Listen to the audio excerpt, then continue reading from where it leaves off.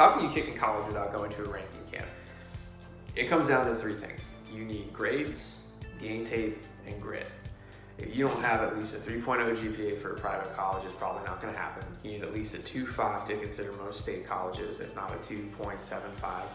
And if you're looking at Ivy League or the higher academic institution, you probably have to be somewhere north of 3.5, 3.7 on a 4.0 scale.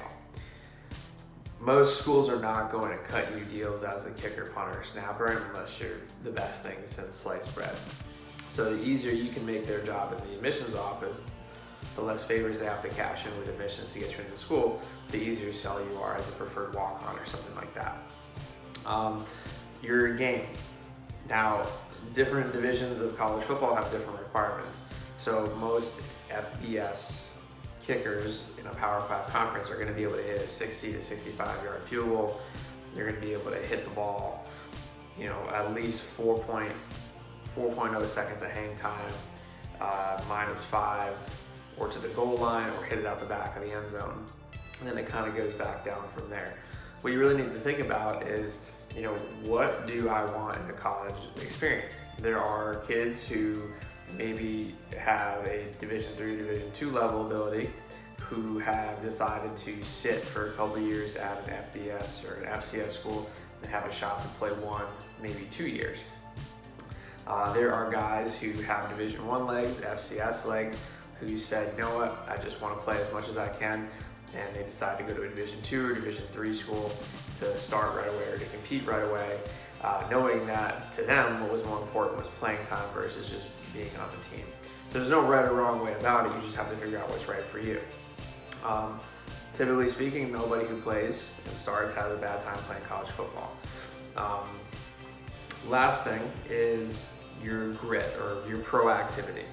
You need to be very proactive. Even the guys that are in the top 10 for a lot of ranking camps and very talented guys, those guys are still the drivers of their own recruiting. Maybe a couple of coaches will call them and seek them out more than other kids, but they are still on Twitter, they are still on email, they are still calling, visiting college campuses, and running their own recruitment. Coaches are here to help you guys. That's why we got into this. I don't think there's any ill-intentioned coaches out there. But you should not 100% rely on a coach to quote-unquote make a call for you. It doesn't really work like that. Even if a coach makes a call, that coach has a duty to the program that they are talking to be very honest and upfront about your talent level.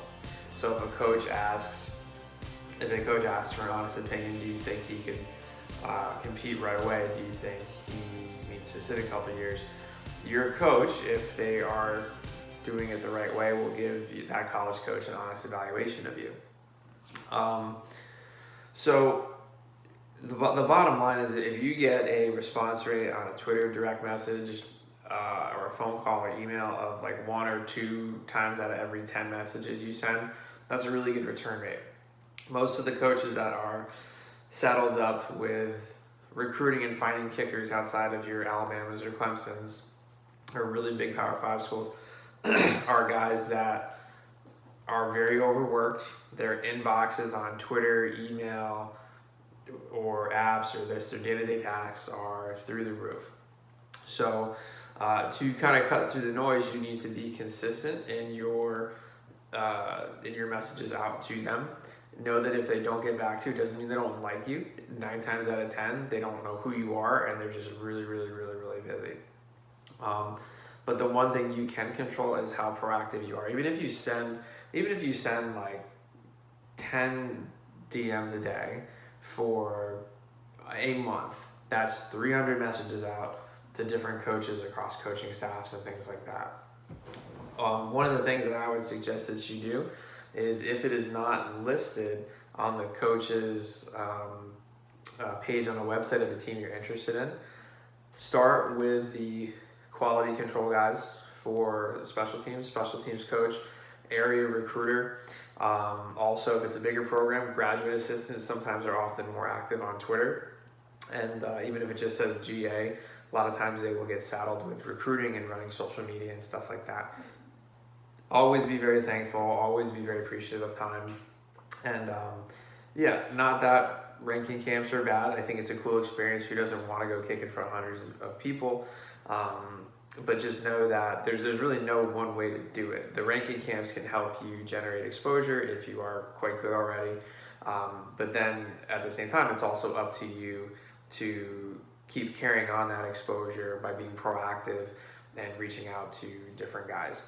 That, you know, whether you train solo all of high school, or you attend camps, or you do small groups, or some combination of all of it, you need to be the proactive party here in reaching out to all the coaches of programs that you're interested in. You could get 1,000 no's, but you get one yes that makes your dream of college football come true. And remember, guys, statistically speaking, it's very hard to play professional football. I'm not saying don't do it, but I am saying even for the pro guys, at some point, the football deflates, you run out of cartilage in your hips, and all you're left with is the person that you became through all of it. And also, you're left with a degree and the experiences and the networking that your college experience gave you, not just football. So, hope this helped, guys. Please subscribe to the channel below, and would love to help out.